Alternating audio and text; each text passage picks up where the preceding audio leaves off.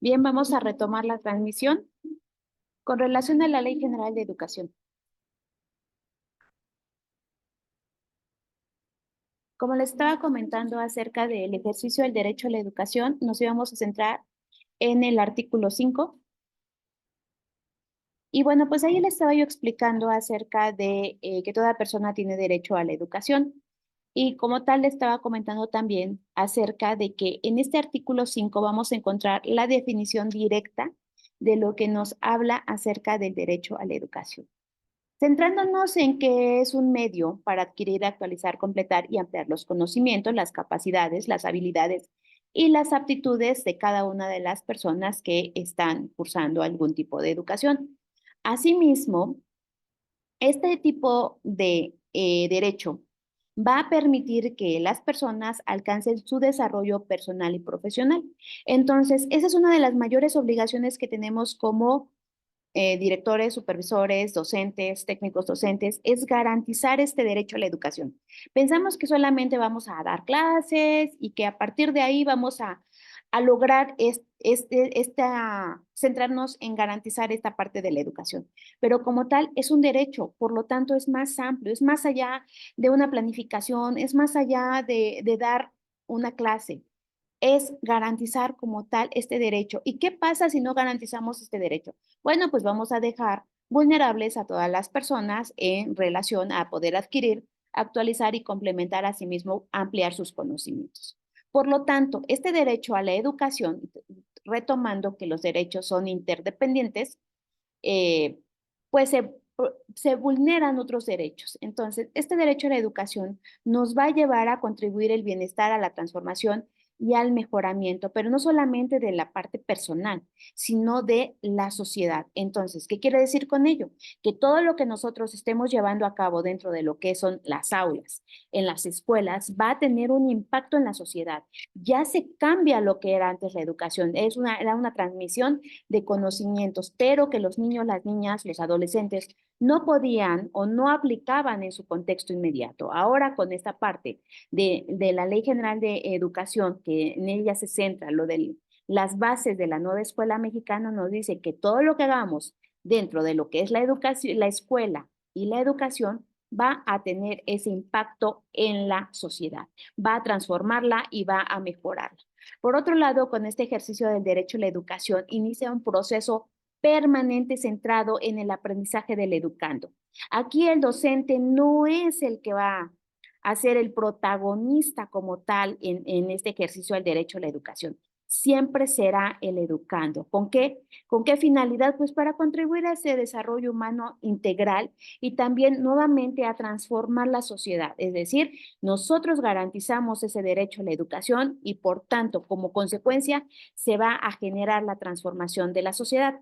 Al no garantizar este derecho a la educación, pues se vulnera también no solamente los derechos de las niñas y de los niños, sino que se vulnera la transformación de dicha sociedad en la que estamos inmersos. Por otro lado, también nos está diciendo que este derecho a la educación nos va a contribuir a la adquisición de conocimientos significativos. ¿Cuándo es un conocimiento significativo? Es cuando el alumno, la alumna, el niño o la niña es capaz de utilizarlo en su vida cotidiana y por tanto va a formar parte de esa formación integral para la vida de todas las personas y tendrá sentido de pertenencia social. ¿Qué quiere decir con ello? Que se va a sentir parte de la sociedad, porque muchas veces pensamos, y así nos han hecho sentir, y más ahorita con lo de las redes sociales, que se corta esta parte de pertenencia social. Es que yo no pertenezco ahí, yo solamente pertenezco a esta parte de la sociedad. Y estamos involucrados en una sociedad, pues, tanto local, nacional, internacional y global. También se centra en el respeto a la diversidad. Y cuando hablamos del respeto a la diversidad, estamos hablando del respeto a la diversidad de las características de las niñas y de los niños, de los adolescentes, estilos, ritmos de aprendizaje, condiciones, discapacidades, pero también en relación a la diversidad de las culturas, de las interculturas, de la religión, de la lengua, de todas las características de las niñas y de los niños, de los adolescentes que nos hacen únicos Y hay veces que pensamos, ¿y cómo voy a trabajar con esta diversidad? Todos somos diferentes. En este momento, cada uno de ustedes me está escuchando y ustedes son diferentes. ¿Por qué? Porque tienen una edad, tienen una religión, tienen una preparación, tienen una formación continua, dan clases en un cierto nivel y todos somos diferentes. El reconocimiento a esta diversidad hará que seamos, cada vez busquemos una sociedad más equitativa, más igualitaria y que se generen las condiciones y oportunidades para que pues las personas vivamos en mayor igualdad de condiciones. También nos está diciendo el Estado ofrecerá a las personas las mismas oportunidades de aprendizaje. ¿Cómo el Estado puede ofrecer las mismas oportunidades de aprendizaje? El Estado, acuérdense, que no es el Estado solamente de Puebla, sino es el Estado como forma de gobierno que nos va a ofrecer las mismas oportunidades. ¿Cómo podemos ofrecer las mismas oportunidades? Desde lo que es la Ley General de Educación, desde lo que es el artículo tercero, donde nos dice que vamos a garantizar el derecho a la educación. Por ejemplo, también los libros de texto contribuyen a buscar y ofrecer las mismas oportunidades de aprendizaje para todos, porque muchas veces pensamos que unos niños pueden tener otro tipo de educación de acuerdo a su contexto. Sí, sin embargo, tenemos contenidos, tenemos procesos de desarrollo y aprendizaje que van a generar la igualdad de oportunidades. Por otro lado, también nos está centrando en el acceso, tránsito y permanencia, así como el avance académico que deben de tener las niñas y los niños. Ojo en esta parte, acceso, tránsito, permanencia y avance académico, porque hay algunas veces que en los reactivos nos dicen, ¿y cuál es el artículo que menciona acerca del acceso o la permanencia en el sistema educativo? Y luego decimos, pues no me acuerdo. Entonces es el artículo 5º de la Ley General de Educación.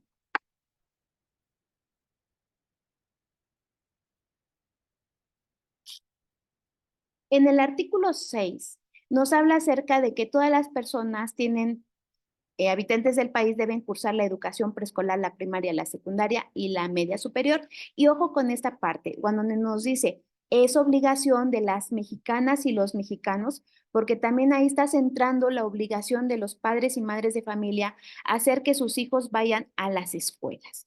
Es otra, por ejemplo, pudiese venir, porque recuerdo que en algunas evaluaciones sí se centran en esta parte del artículo 6º, ¿no? Así que artículo que menciona o nos establecen un tipo de caso que tenemos que resolver que nos habla acerca de la obligación de las madres y padres de familia para que sus hijos vayan a la escuela. Y lo tenemos aquí en el artículo 6º, donde nos establece esta obligatoriedad y la parte de las mexicanas y los mexicanos para que sus hijos asistan a recibir educación obligatoria.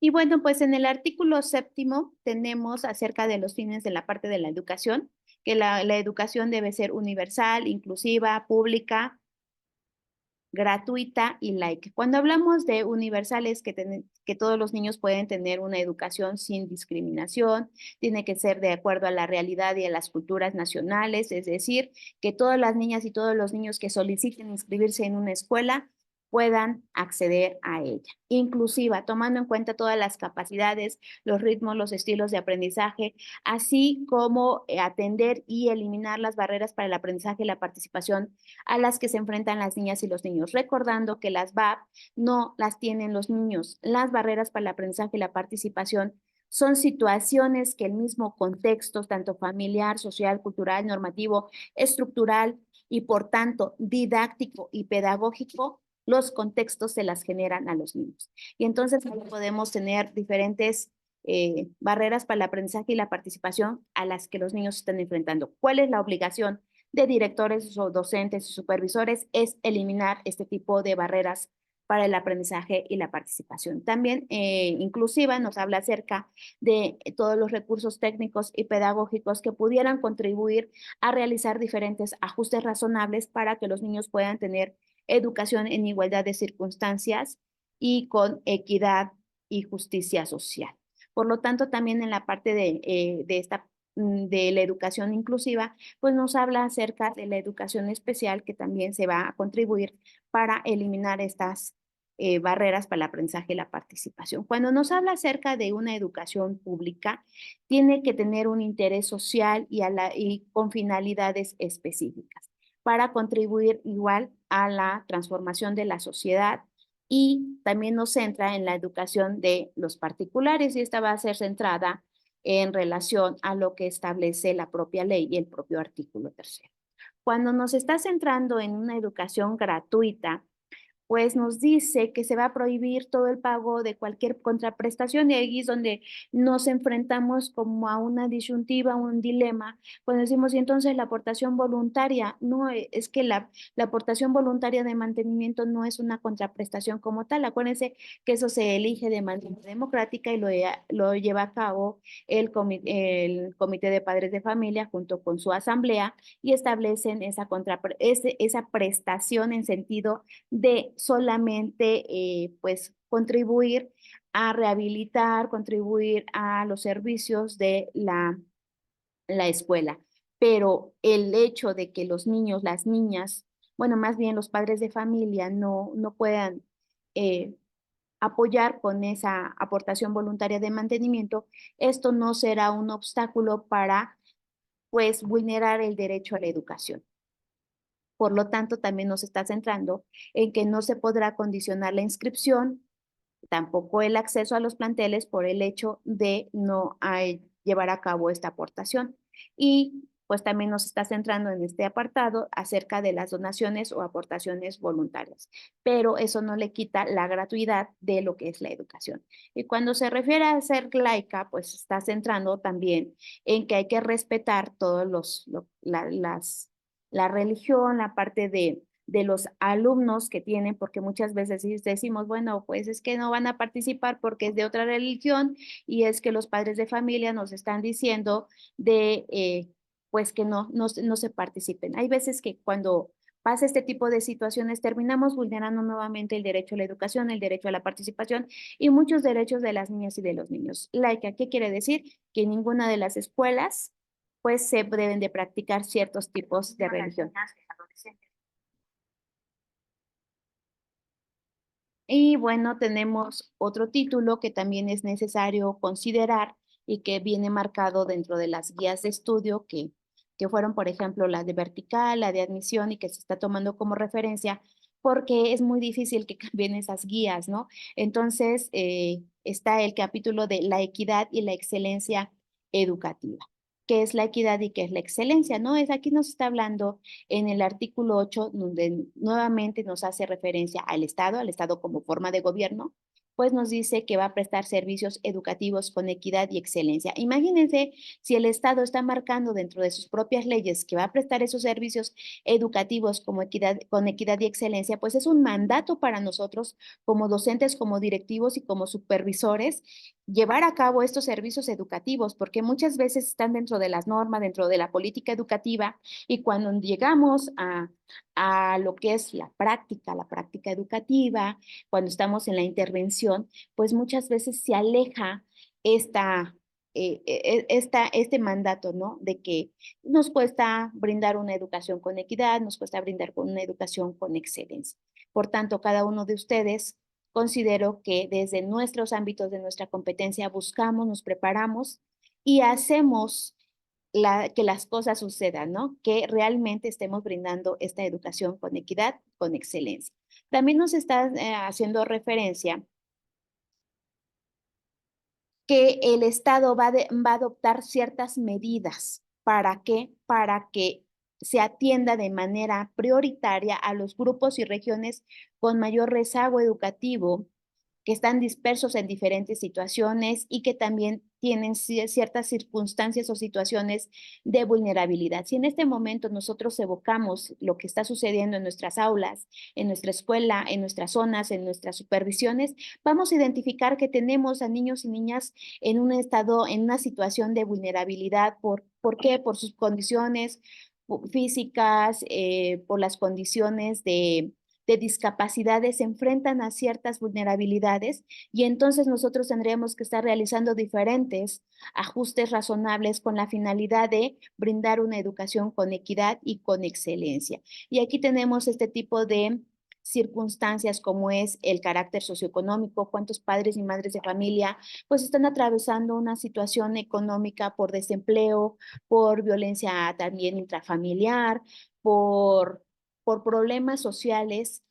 Asimismo, pues una situación física, mental, de identidad, cultural, origen, étnico, nacional, hasta situación migratoria. ¿Cuántos niños, cuántas niñas tenemos que están, pues no diríamos abandonados, pero sí también están al cuidado de personas, de terceras personas, porque sus padres o sus madres de familia tuvieron que emigrar a otros países para tener mejores condiciones de vida. Y entonces estos niños también están en estados de vulnerabilidad. Por ello, la parte que nos invitan y también nos hacen un mandato, ¿no? De leerla, de la lectura de la realidad en este programa analítico que posteriormente vamos a contextualizar los contenidos, porque estamos retomando estas características, estas situaciones en las que están las niñas y los niños. Y de esa manera busquemos a través de nuestro plano didáctico, desde las diversas metodologías sociocríticas, brindar este servicio educativo con equidad y con excelencia. En el artículo 9 de esta Ley General de Educación nos habla acerca de las autoridades educativas, es decir, se están centrando directamente en nosotros, en el ámbito de nuestras respectivas competencias, en el ámbito de que eres docente, director o supervisor, vas a lograr establecer condiciones que permitan el ejercicio pleno al derecho a la educación. Y entonces aquí diríamos, bueno, ¿cuál es nuestra principal función como docente, como director, como supervisor? Garantizar el derecho a la educación de cada una de las niñas y de los niños que están inscritos en los planteles que nosotros brindamos este servicio, a los que nosotros están a nuestro cargo. ¿Y cómo lo vamos a hacer? A través de brindar este tipo de educación con equidad y excelencia. Y para eso se retoman diferentes tipos de acciones como establecer políticas incluyentes y transversales con una perspectiva de género. Por ejemplo, tenemos en nuestro programa sintético, que también forma parte de una política incluyente, transversal, donde se retoman ejes articuladores, campos formativos y también los libros de texto. Todo ello ya trae una perspectiva de género. ¿Por qué? Porque niñas, niños también han sido vulnerados desde el momento en que invisibilizamos. A mí me gusta llamar siempre niños, niñas, porque en ese momento estamos estableciendo que tienen y son sujetos de derechos. Cuando nosotros, pues, no los hacemos visibles, pues también nos centramos y no nos estamos centrando que vamos a garantizar cada uno de los derechos, de los 20 derechos que tienen las niñas y los niños, decimos 20, y los demás que, bueno, esos también forman parte de sus derechos, pero se centran en derechos humanos. Pero muy marcados tenemos 20 derechos de las niñas y de los niños. También nos está diciendo aquí que el Estado va a garantizar pues apoyos económicos, becas, con la finalidad de que los niños puedan acceder a llevar a cabo y a ejercer su derecho a la educación. Recuerden que los derechos no son temas, los derechos no es si los queremos o no los queremos brindar, los derechos son exigibles, los derechos forman parte de ser exigentes y de exigir a todas las autoridades en su respectivo ámbito de competencia.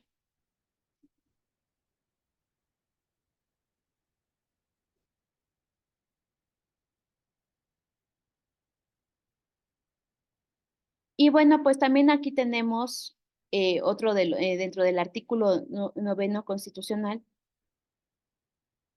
pues nos habla acerca de fomentar programas e incentivos dirigidos a las maestras y los maestros que presten servicios en localidades aisladas, de zonas urbanas y de alta conflictividad social. Entonces, pues ahí nos está hablando acerca, recuerden que también en el artículo tercero constitucional nos menciona como agentes de cambio. ¿Y por qué agentes de cambio? Pues porque al final de cuentas, a través de nuestras respectivas funciones, vamos a garantizar ese derecho a la educación y al garantizar el derecho a la educación, estaremos transformando la sociedad.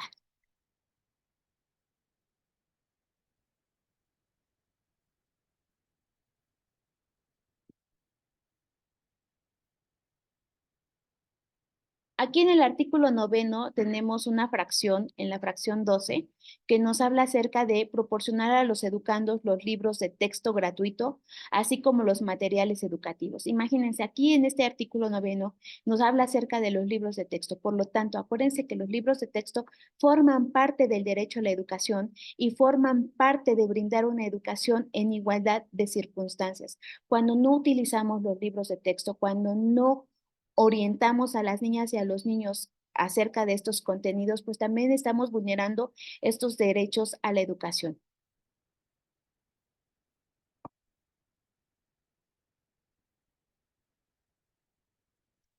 Tenemos otro título dentro de esta Ley General de Educación en donde se centra directamente la nueva escuela mexicana. Y aquí tenemos cuál es la función de la nueva escuela mexicana.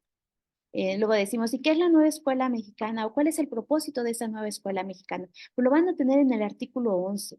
Entonces, para conocer las bases de la nueva escuela mexicana, para conocer todo el fundamento, hay que regresarnos al artículo 3 de constitucional, hay que regresarnos a la Ley General de Educación. Y entonces aquí, en este artículo 11, nos habla acerca de que la nueva escuela mexicana va a buscar la equidad, la excelencia y la mejora continua en la educación. Son tres hipótesis que tenemos aquí, son tres elementos centrales: buscar la equidad, la excelencia y la mejora continua. Entonces, si te preguntan qué es la nueva escuela mexicana, acuérdense que forma parte de mejorar la educación a través de la equidad, la excelencia y la mejora continua.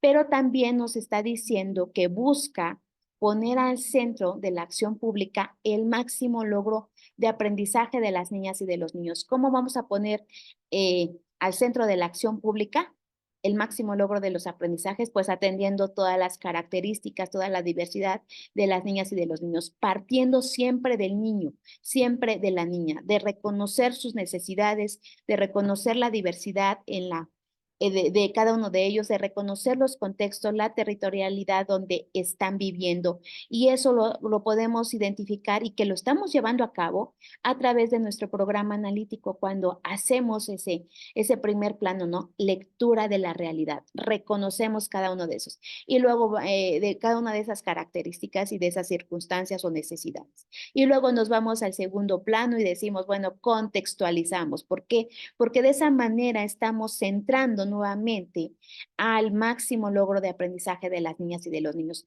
Porque tú, maestra, maestro, estás diseñando un programa para los niños que tienes en el aula. Y por tanto, a partir de ahí, entonces sí estarás buscando la equidad, la excelencia y la mejora continua, porque las necesidades que tienen tus niñas y tus niños no son las necesidades que tienen las niñas y los niños de otro estado, de otro municipio, hasta de otra escuela o de otro grupo.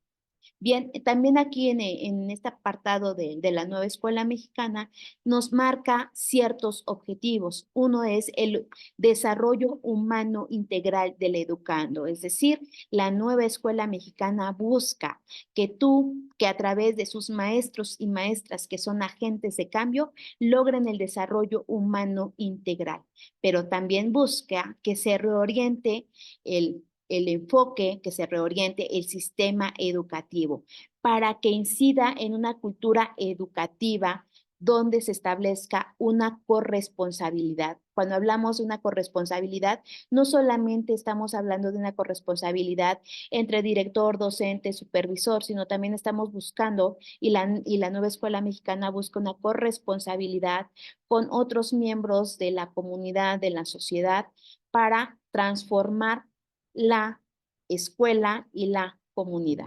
Entonces, ya tenemos un enfoque comunitario.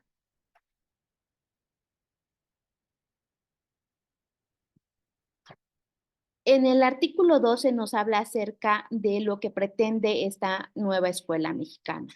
Nos está diciendo que busca, y y va a prestar los servicios educativos para impulsar este desarrollo humano integral. ¿Y cómo vamos a lograr este desarrollo humano integral? Bueno, pues les dice, contribuir a la formación del pensamiento crítico.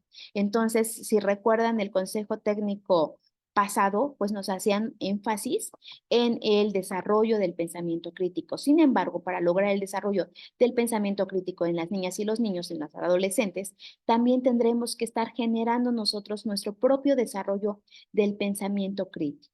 También transformar y el crecimiento solidario de la sociedad, enfatizando también el trabajo en equipo y un aprendizaje colaborativo. Muchas veces decimos que sí están trabajando en colaborativo las niñas y los niños, sin embargo, cada uno hace su actividad y no se está generando ese trabajo colaborativo. Generar el trabajo colaborativo es establecer una meta, un objetivo y que se tomen decisiones para que en conjunto logren dicha meta o dicho objetivo. También nos habla aquí propiciar un diálogo continuo entre las humanidades, las artes, la ciencia, la tecnología y la innovación como factores del bienestar y la transformación social. Si esto lo analizamos, está directamente todo esto que es el desarrollo humano integral, lo tenemos en el programa sintético y que posteriormente nosotros contextualizamos al diseñar y proponer nuestro programa analítico para nuestro grupo.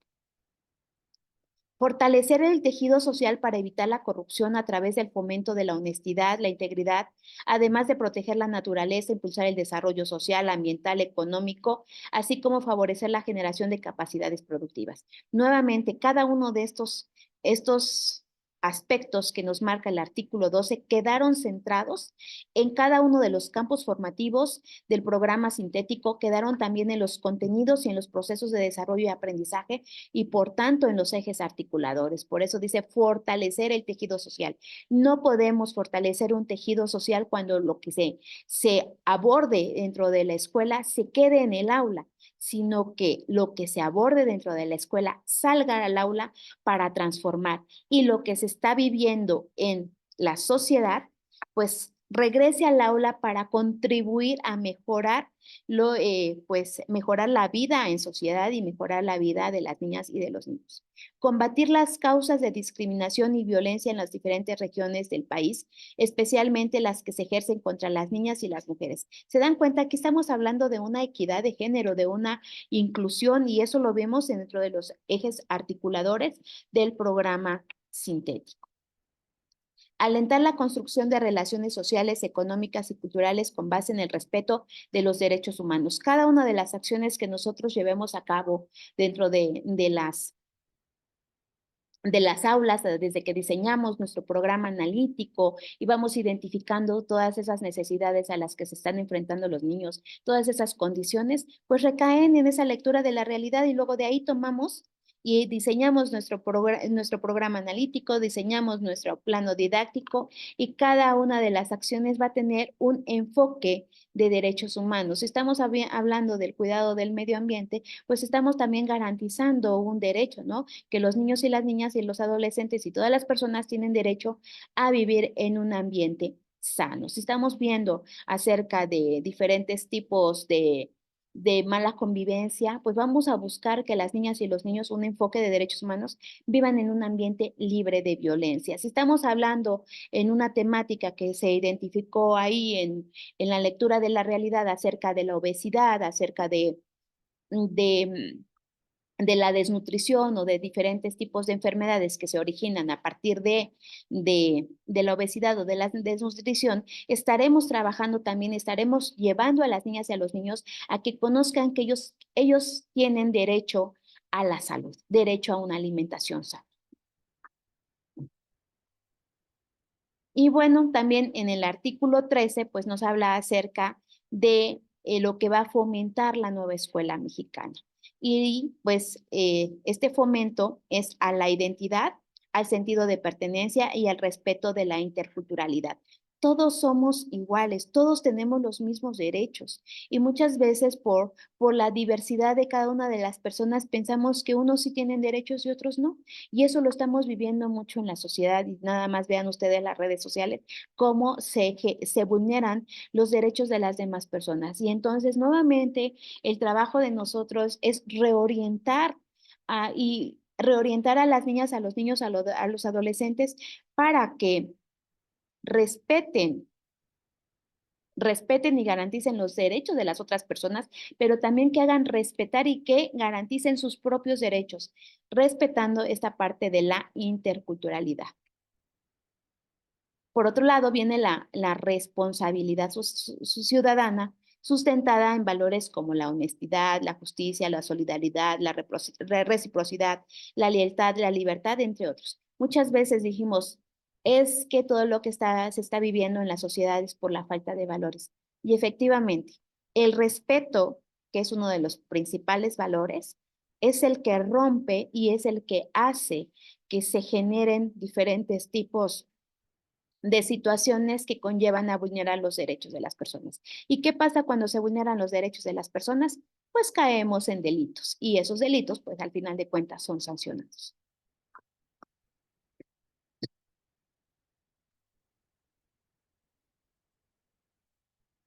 También en esta parte del artículo tercero nos habla acerca de la participación activa en la transformación de la sociedad para emplear el pensamiento crítico a partir del análisis, la reflexión, el diálogo y la conciencia histórica. En todo momento tendremos que estar desarrollando el pensamiento crítico, el análisis y la reflexión. Un ejemplo muy claro es, por ejemplo, cuando estamos trabajando un tema acerca del agua, ¿no? La escasez del agua. Y entonces hablamos de la escasez del agua, de qué podemos hacer acerca de dicha escasez. Pero no nos vamos más allá. Y si estamos hablando de contaminación, terminamos haciendo que las niñas y los niños busquen una alternativa y entonces solamente clasifiquen la basura. Pero esta parte de la nueva escuela mexicana te lleva a que tu docente busques que los niños, las niñas analicen y reflexionen acerca de estos fenómenos y problemas sociales que al final de cuentas nos están afectando en la vida diaria. ¿Y cómo lo podemos hacer? Pues a través de identificar causas y consecuencias de ese fenómeno, de ese problema, para que tengamos esa conciencia histórica y busquemos pues argumentar todo lo que está sucediendo y también centremos a las niñas y a los niños acerca de este enfoque humanista que tiene la nueva escuela mexicana. Tenemos otro punto que es el cuidado del medio ambiente como una constante orientación hacia la sostenibilidad, con el fin de comprender, asimilar la interrelación que se tiene con la naturaleza y con todos los temas ambientales. Decimos, sí, contaminación, sí, pero ¿qué tanto ha influido no solamente en el cambio climático, sino, por ejemplo, en la alimentación? ¿La contaminación influye en la alimentación? Sí. ¿Cómo está influyendo? ¿Cómo nos está afectando a nosotros? ¿Cómo les afecta a las niñas y a los niños en sus contextos? A ello va cada uno de los propósitos de la nueva escuela mexicana, créanme que es tan amplia, tan reflexiva, pero también tan compleja. ¿Por qué? Porque nos lleva más allá de un simple tema, sino a tomar decisiones para mejorar y transformar la sociedad.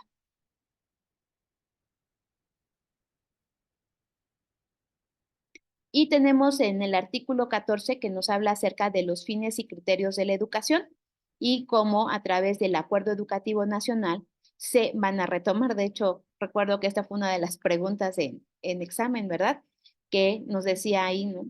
Acerca de dónde, para el cumplimiento de los fines y criterios de la educación, conforme a lo dispuesto en el artículo, pues la Secretaría iba a promover un acuerdo educativo nacional. Y entonces, ¿dónde se centraban? En un acuerdo educativo nacional. ¿Y cuáles eran las acciones? Pues son las que a continuación te voy a mencionar y que se establecen en el artículo 14. Primero, una de las acciones es concebir a la escuela como un centro de aprendizaje comunitario, es decir, que todo lo que se trabaje dentro de las escuelas debe de transformar, debe de incidir en los valores, en las normas y en las culturas con la finalidad de mejorar la convivencia dentro de la comunidad y de la nación. Es decir, que lo que se lleve a cabo en la escuela no se va a quedar solamente en el cuaderno y que al término de la jornada, pues el niño va a cerrar y hasta ahí se va a quedar, sino que realmente contribuya a la sociedad. Y reconocer a las niñas, niños y adolescentes, así como jóvenes y adultos como sujetos de educación, de la educación. Son la prioridad del sistema educativo y como hemos dicho, son sujetos de derecho. Entonces, tanto niñas, niños, adolescentes, jóvenes y adultos siempre serán una prioridad del sistema educativo con la finalidad de que ellos transformen su vida, garantizándoles este derecho a la educación y por tanto transformen la sociedad. Otro de las acciones de estos fines y criterios es revalorizar a las maestras y a los maestros como agentes fundamentales del proceso educativo, que esto también lo habíamos mencionado dentro del artículo 3º. Nosotros como maestros, como docentes, directores, supervisores, somos este agente de cambio. Somos los elementos esenciales y los sujetos esenciales para transformar el proceso educativo, la formación y el aprendizaje continuo con una visión pedagógica. Y por tanto, también tenemos, obvio, derechos. Y uno de los derechos que también se está permeando mucho es el derecho a la capacitación. Por lo tanto, pues aquí nuestro sindicato pues está proponiendo esta orientación como parte de su derecho a la capacitación.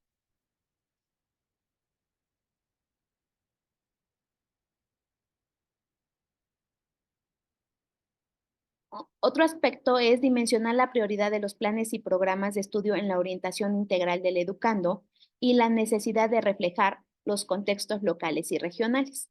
Bueno, pues bien, aquí con relación a dimensionar esta prioridad de los planes y programas, sabemos que tenemos un plan de estudios, un programa sintético, pero cuando nos habla acerca de la necesidad de reflejar los contextos locales y regionales, es aquí donde entramos nosotros cuando diseñamos nuestro programa analítico porque el programa y el plan pues son generales, es a nivel nacional.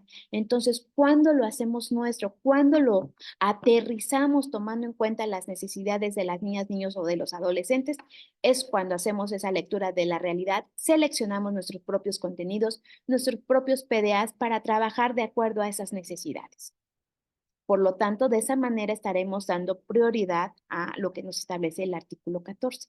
Promover la participación de pueblos y comunidades indígenas en la construcción de modelos educativos. Pues aquí también se está centrando en el reconocimiento de estos pueblos y comunidades indígenas porque estaban pues marginados, no se tomaban en cuenta en la educación que se estaba implementando, pues muchas veces no retomaba las necesidades de cultura, las necesidades de lengua que tienen estos pueblos, estas comunidades originarias.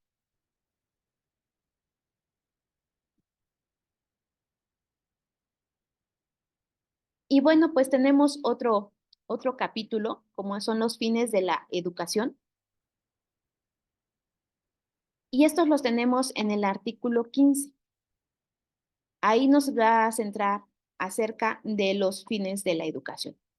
Y por tanto nos está diciendo que el Estado y todos los organismos descentralizados, así como los particulares, es decir, las escuelas particulares, con autorización y con reconocimiento, tienen que seguir y aplicar los fines que establece la nueva escuela mexicana en su artículo 15.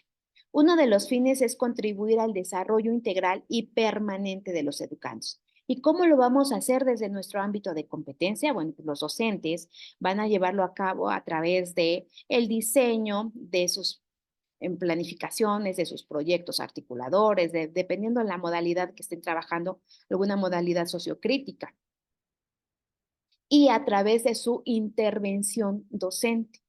¿Cómo lo vamos a lograr?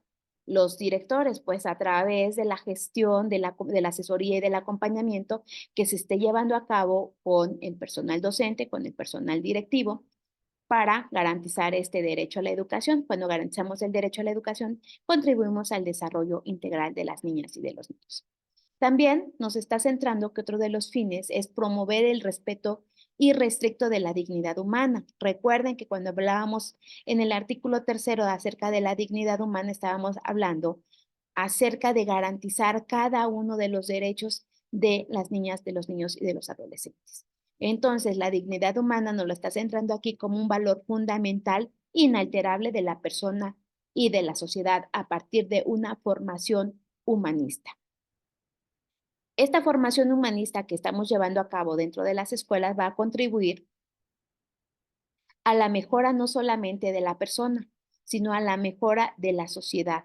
¿Con qué finalidad? Pues para contribuir a la convivencia social en un marco de respeto de los derechos humanos. ¿Y cómo garantizamos, protegemos estos derechos humanos? Les voy a dar un ejemplo así como muy claro, ¿no? Tenemos un derecho como derecho humano, el derecho a la libre expresión. Y decimos, podemos decir todo lo que queramos y decimos, es que yo tengo derecho a expresarme porque tengo derecho a la libre expresión, entonces puedo opinar, puedo decir, pero también al de al lado, el otro, tiene derecho a ser respetado, a vivir en un ambiente libre de violencia. Entonces, cuando nosotros a veces ejercemos un derecho de la libre expresión y a través de ese derecho vulneramos otro, entonces no estaríamos ejerciendo los derechos como tal. Entonces, yo tengo derecho, pero el de al lado también tiene derechos. De esta manera, si nosotros pensamos, reflexionamos y orientamos a nuestros niños de esta forma, que sí, efectivamente tiene derechos, pero el que está al lado, su compañero o su compañera, también tiene derechos y por lo tanto los tenemos que respetar. A eso vamos con este apartado de los fines de la educación, promover el respeto irrestricto de la dignidad humana. Inculcar el enfoque de derechos humanos y de igualdad sustantiva, promoviendo el conocimiento, respeto, disfrute y ejercicio de todos los derechos. Por eso les comentaba que cada una de las temáticas que vamos a trabajar, porque al final de cuentas decimos temáticas, pero derivan de unas necesidades que identificamos en esa lectura de la realidad y luego lo establecimos en el programa analítico y luego hicimos nuestro plano didáctico. Entonces, cada una de esas temáticas, de cada una de esas necesidades se va a tener que centrar en esta parte de un enfoque de derechos humanos. ¿Por qué? Porque tenemos que promover ese conocimiento, ese respeto y ese disfrute y ejercicio de todos los derechos humanos con el mismo trato, con la misma oportunidad de cada una de las personas. ¿Sí? Entonces, es muy claro lo que nos está proponiendo aquí el artículo 15 con los fines de la educación. Fomentar el amor a la patria, el aprecio por sus culturas, el conocimiento de la historia y el compromiso con los valores, con los símbolos patrios y con las instituciones nacionales. Ahí creo que el verbo es muy claro de este fin, fomentar el amor a la patria. ¿Cómo lo vas a fomentar? A través de diversas acciones que nosotros llevamos a cabo en cada una de nuestras instituciones donde brindamos este servicio educativo y garantizamos el derecho a la educación.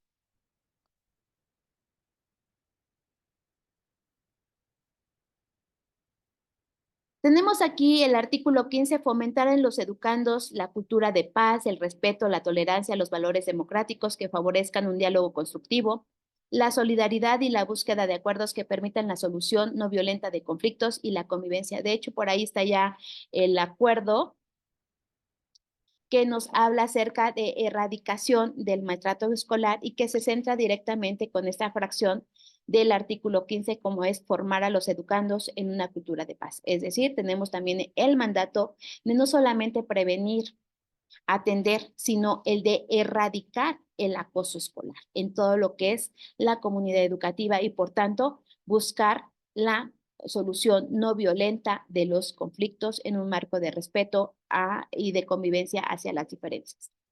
Propiciar actitudes solidarias en el ámbito internacional, en la independencia y en la justicia y fortalecer el ejercicio de los derechos de todas las personas en el cumplimiento de sus obligaciones y el respeto entre las naciones. Promover la comprensión y el aprecio y el conocimiento y enseñanza de pluralidad étnica, cultural y lingüística que también nos está proponiendo aquí. Todo esto, ¿cómo lo vamos a hacer? ¿Cómo lo vamos a lograr? Todos estos fines de la educación, créanme, maestras, maestros, que lo estamos llevando ya a cabo a través de no solamente de nuestras prácticas, de nuestra intervención educativa, sino también desde regreso, desde la elaboración de ese programa analítico. Es aquí donde le da sentido el por qué tenemos que diseñar ese programa analítico para poder llevar a cabo una intervención y garantizar este derecho a la educación. Inculcar el respeto por la naturaleza a través de la generación de capacidades y habilidades que aseguren el manejo integral, así como la conservación, el aprovechamiento de los recursos naturales y el desarrollo de la sostenibilidad. También se queda dentro de esa lectura de la realidad, luego lo transformamos en una planificación en una intervención, en un proceso donde los alumnos, donde las niñas y los niños desarrollan estas capacidades y estas habilidades para el manejo integral de los recursos naturales. Tenemos otro fin que es fomentar la honestidad, el civismo y los valores necesarios para transformar la vida pública del país, y todavía tenemos aquí todo aquello que contribuye al bienestar y el desarrollo del país, es decir, como parte de nuestra esencia como docentes, tenemos nuestro currículum oculto, que son nuestros valores, es nuestra preparación, y que a través del ejemplo nosotros estamos contribuyendo también al bienestar y el desarrollo del país, porque en el día a día nosotros, como les decía, a través del ejemplo les enseñamos y orientamos a los niños a diferentes tipos de situaciones, como es la amistad, la tolerancia, los valores, el trabajo colaborativo, aunque no lo tengamos ahí muy marcado, pues decimos, lo hacemos, lo estamos llevando a cabo. Y bueno, tenemos en el capítulo 3, que también es de la nueva escuela mexicana, los criterios de la educación.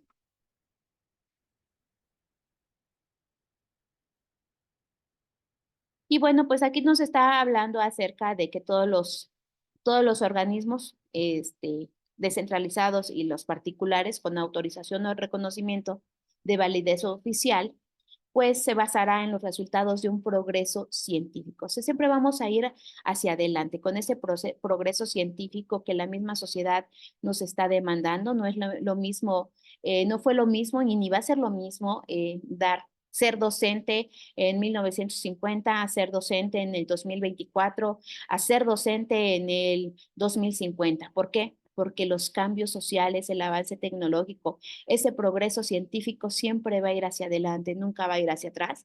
Por lo tanto, ese es uno de nuestros propósitos, que nuestra educación, que la educación que estamos impartiendo, que estamos generando en nuestros ámbitos de competencia, pues vayan hacia este progreso científico, no retroceder, sino avanzar. De hecho, ustedes lo pueden identificar, que éramos unos antes de la pandemia y somos otros después de la pandemia. ¿Por qué? Porque nos hicieron las mismas necesidades, las mismas circunstancias, nos llevaron a esta parte del progreso científico, no solamente con el avance de la tecnología, sino con el uso de diferentes plataformas, el analizar, el reflexionar sobre los diferentes problemas y las propias necesidades a las que nos estábamos enfrentando.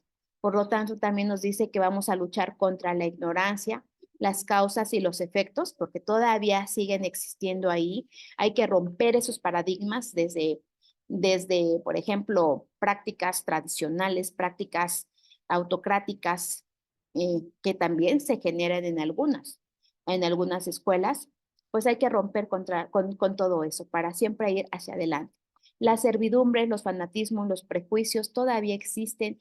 Es mentira de que se hayan acabado, y bueno, pues nosotros como agentes de cambio tenemos que orientar a las niñas y a los niños, a los adolescentes, para que pues vayan también teniendo un desarrollo conforme a lo que está implicando y nos está demandando la propia sociedad. La formación de estereotipos, la discriminación y la violencia. Anteriormente, pues esta parte de la discriminación y la violencia, como que decíamos, pues es que es normal. No, la discriminación es un delito y la violencia también es un delito. Por tanto, tenemos que orientar a las niñas y a los niños para que se erradique la discriminación y también se erradique la violencia en los diferentes contextos, que no lo normalicemos.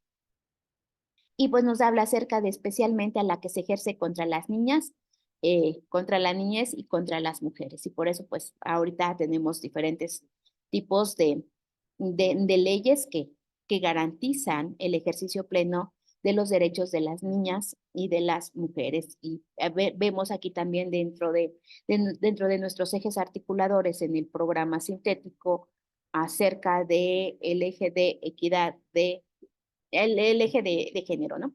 Así como personas con discapacidad en situación de vulnerabilidad social. Todo esto, pues tenemos que ir aceptándonos, digo, no aceptándonos, es respetándonos. Fíjense que hay veces que decimos, es que tenemos que aceptar, no, tenemos que respetar las diferencias. Cada quien puede pensar de diferente forma, cada quien tiene sus propias características, pero tenemos que respetar esa diferencia, esa diversidad, esas características, y tenemos que orientar a las niñas y a los niños, a los adolescentes, para que respeten esta diversidad. Y bueno, tenemos algunos criterios como será democrática, será nacional, será humanista,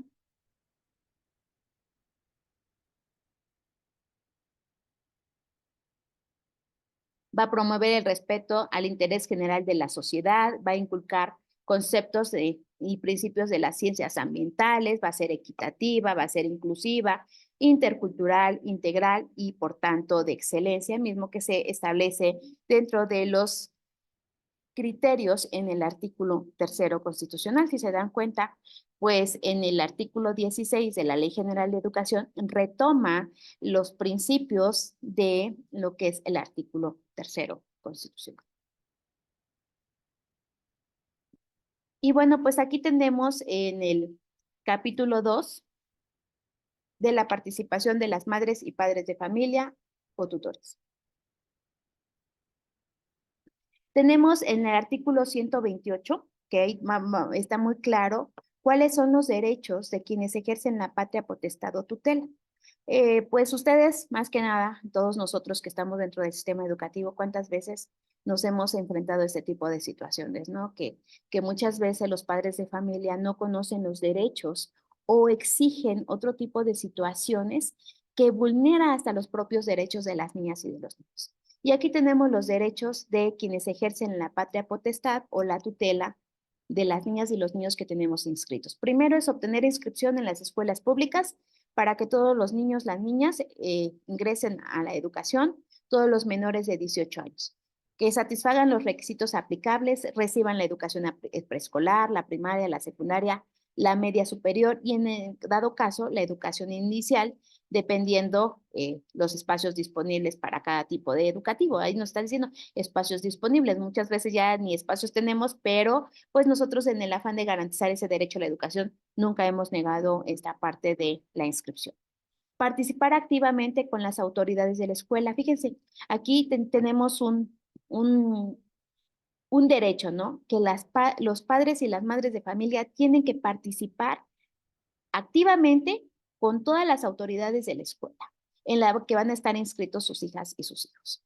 Y también tienen que participar en cualquier problema relacionado con la educación, a fin de que en conjunto, nos está diciendo que en conjunto se aboquen a la solución. Por lo regular siempre identificamos que si hay una situación, llegan padres y madres de familia, piden o establecen cierta demanda, pero no existe un compromiso. Por lo tanto, nosotros como autoridades educativas tendremos que orientar a los padres y a las madres de familia para que establezcan los compromisos que conlleven a resolver la situación a la que están demandando. Entonces, no solamente llego, pido, sino también me comprometo, y esto está marcado aquí en el artículo 128, en su fracción 2 de la Ley General de Educación. También tenemos otro derecho que es colaborar con las autoridades escolares, al menos nos está diciendo al menos una vez al mes para la superación de los educandos y el mejoramiento de los establecimientos educativos. Es decir, ¿y esto cuándo se lo vamos a dar a conocer? Se lo vamos a dar a conocer a las madres y padres de familia en la primera asamblea.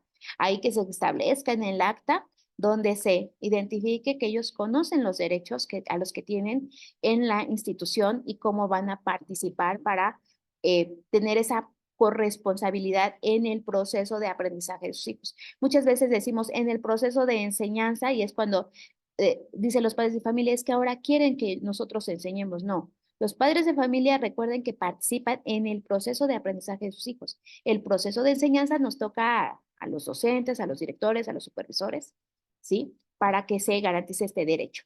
También uno de los derechos es formar parte de la Asociación de Padres de Familia y de los consejos escolares de participación social. ¿Cuántas veces nos hemos estado enfrentando en las reuniones que decimos, ¿quién quiere participar? Y nadie quiere participar, todos se hacen para atrás y pues es que al final de cuentas muchas veces ellos no conocen que el participar en la Asociación de Padres de Familia, así como en el consejo, forma parte de su derecho. Opinar en los casos de la educación que impartan los particulares en relación contra las contraprestaciones que las escuelas fijen.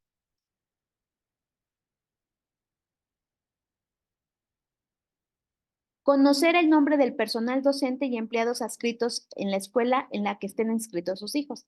Hay veces que esta es una de las partes que muchas veces los padres de familia no conocen el nombre completo de su, del maestro o de la maestra de su hijo. Entonces, ¿cuál es nuestra obligación? Bueno, presentarlos en la primera reunión, ¿verdad? Para que conozcan este nombre del personal docente de apoyo y asistencia a la educación en la que están inscritos sus hijos. Conocer los criterios y resultados de las evaluaciones de la escuela.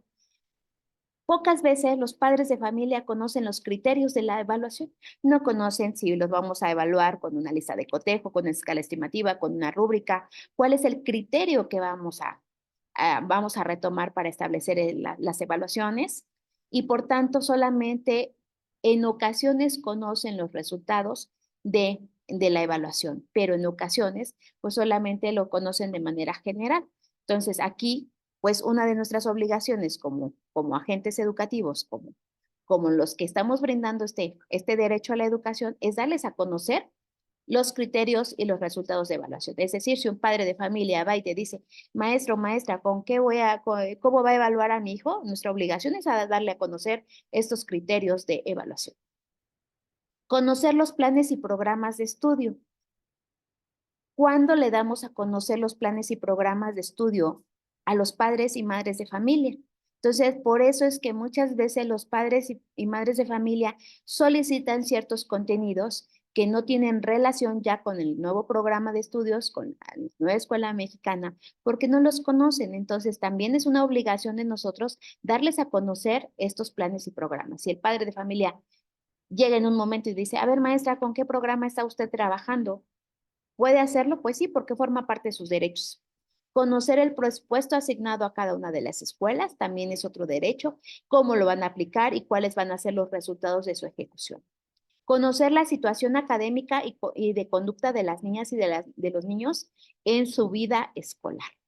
Manifestar, fíjense ahí, el verbo dice manifestar, de ser el caso, su inconformidad ante las autoridades educativas correspondientes sobre cualquier irregularidad dentro del plantel educativo donde estén inscritos sus hijos. Es decir, padre, madre de familia que tenga inscrito un hijo en la escuela donde estamos brindando nuestro servicio, estamos brindando nuestra función, pueden manifestar una inconformidad a las autoridades educativas y forma parte de su derecho. Y si nos piden rendición de cuentas y si nos piden explicaciones, pues nosotros como servidores públicos tendremos que estarles otorgando esta rendición de cuentas, porque forma parte de sus derechos. Y bueno, pero también como tal, pues tienen obligaciones, ¿verdad? ¿Cuáles son las obligaciones? Y aquí tiene una de las obligaciones es hacer que sus hijos reciban la educación, pero ya sea preescolar, primaria, secundaria, media superior o en su caso inicial. Esa es una de sus obligaciones, es decir, también que los lleven a las escuelas, ¿no? Que reciban la educación, porque muchas veces por eso tenemos tanta inasistencia, porque no damos a conocer o no dialogamos, no negociamos, no mediamos con los padres de familia acerca de este ejercicio del derecho a la educación y que también ellos deben de contribuir a través de su obligación, hacer que sus hijos reciban esta educación.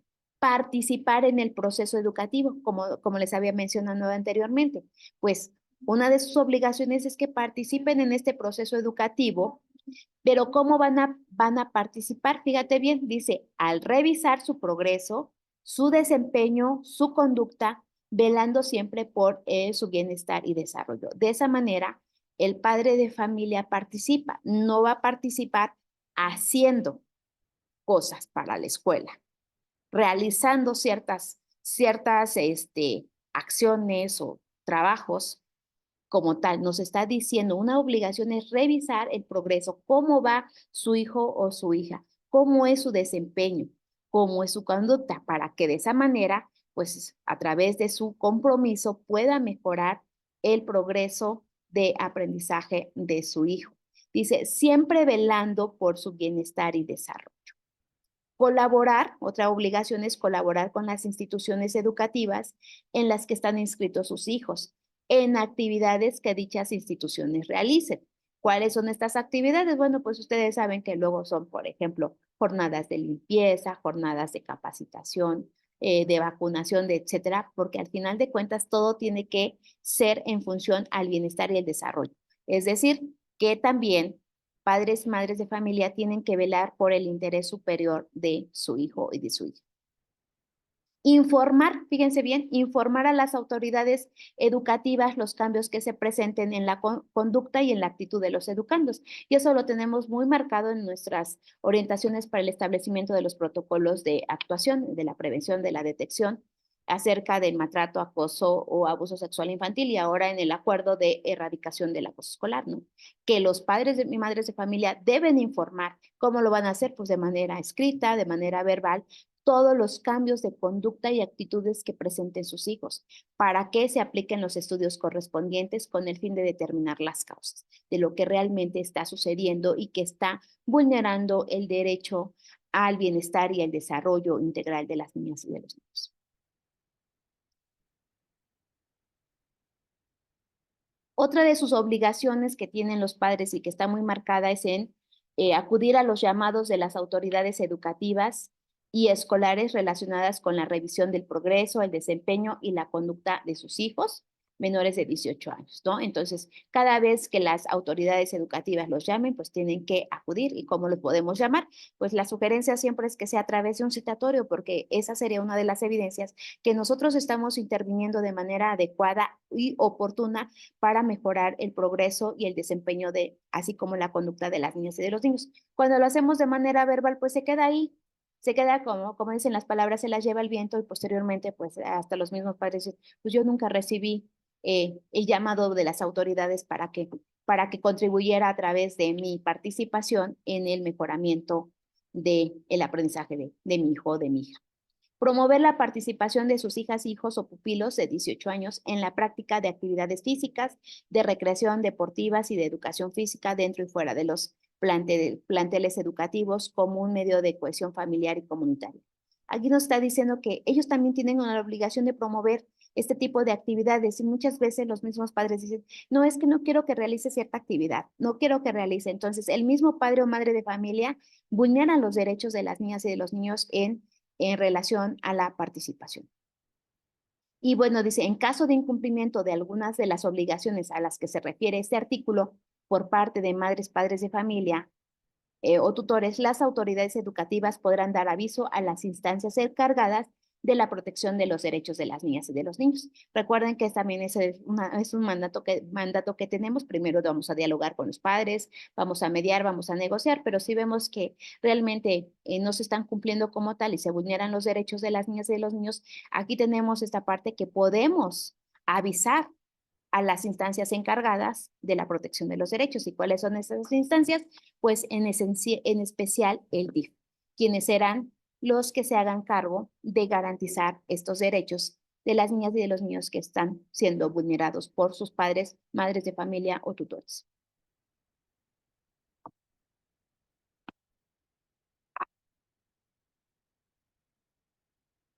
Y en el artículo 130, pues nos habla acerca de las asociaciones de padres, madres de familia y cuál es el objeto de este artículo, ¿no? Principalmente nos hace mención que las asociaciones de padres y madres de familia tienen por objeto, pues, ser representantes ante las autoridades escolares y ¿qué van a representar? Pues los intereses en materia educativa de todos los asociados, es decir, de todos los padres de familia. En lugar de que el director hable con los 200, con los 400, con los 600 padres de familia, con los 600 asociados, ¿con quién va a dialogar?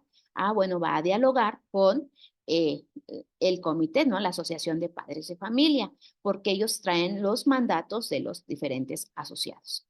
También dice colaborar para una mejor integración de la comunidad escolar, así como el mejoramiento de los planteles. Ese es el objeto de la asociación, mejorar, colaborar con la comunidad escolar para el mejoramiento de los planteles. Otro Otro objetivo es informar a las autoridades educativas sobre cualquier irregularidad que sean objeto de los educandos. Es decir, si el comité, bueno, la Asociación de Padres de Familia observa maltrato, acoso, vulneración de algún derecho, tiene la obligación de informar a las autoridades educativas, es decir, al director o al supervisor, esa irregularidad. ¿Por qué? Porque está dentro de sus funciones. Propiciar la colaboración de los docentes, madres y padres de familia. Eso es lo que tiene que lograr esta asociación, que los demás asociados colaboren con la finalidad de salvaguardar la integridad de los niños, pero también de todos los integrantes de la comunidad educativa. Otro de los objetivos es conocer de las acciones educativas y de prevención que realicen las autoridades para que los educandos conozcan y detecten la posible comisión de hechos delictivos que les pueda perjudicar. Es decir, el director el director debe informar a la Asociación de Padres de Familia cuáles son sus medidas de prevención, de detección en relación a posibles hechos delictivos, y pues, dentro de los hechos delictivos no solamente pues estamos hablando acerca de la violencia, sino también del maltrato, del acoso, del abuso, en otros niveles como es la venta de narcóticos, estupefacientes, etcétera. Entonces, eso lo tiene que conocer la Asociación de Padres y Madres de Familia. También otro de los objetivos es sensibilizar a la comunidad mediante la divulgación de material que prevenga la comisión de delitos en agravio de los educandos, es decir, pues de trípticos, de algún medio de periódicos murales para que pues conozcan acerca de qué es lo que se puede hacer para la prevención de estos delitos y pues al final de cuentas se garanticen y se defiendan los derechos de las víctimas. Estimular, promover y apoyar actividades extraescolares, como son actividades de danza, de música, tal vez si no tienen, y que ellos mismos estén generando. Gestionar el mejoramiento de las condiciones de los planteles educativos.